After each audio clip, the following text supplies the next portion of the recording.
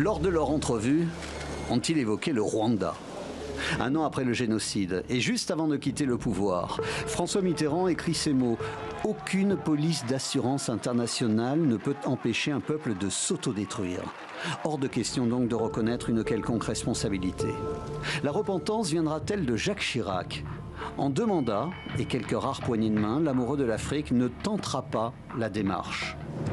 Le ressentiment rwandais fait place à la colère.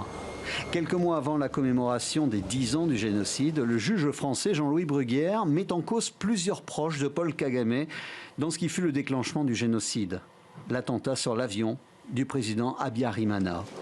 L'ancien rebelle Tutsi devenu président contre-attaque.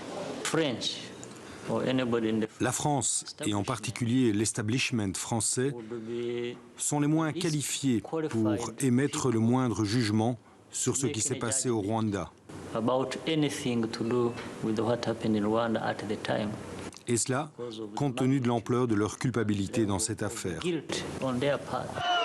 2 ans plus tard, il n'est plus question de dialogue. Les manifestations s'enchaînent devant le bâtiment de la représentation française à Kigali. L'ambassadeur français et l'ensemble de son personnel sont expulsés. Quelques mois plus tard, une commission rwandaise remet à Paul Kagame un rapport sur l'implication de la France dans le génocide. 4 ans plus tard, Nicolas Sarkozy fera le premier pas vers Kigali.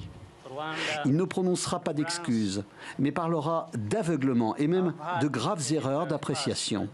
Si la réconciliation a lieu au Rwanda, comment pourrait-elle ne pas avoir lieu entre le Rwanda et la France ? Une nouvelle ère semble s'ouvrir. Mais cet article, à la veille du 20e anniversaire du génocide, vient doucher les espoirs. Paul Kagame fustige une nouvelle fois le rôle direct de la France dans les exactions.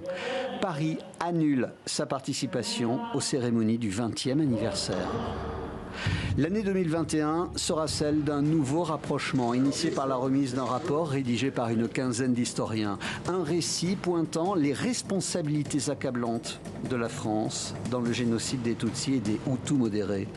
Sans excuse sur les pages les plus noires, 27 ans après, la France et le Rwanda entament un nouveau roman.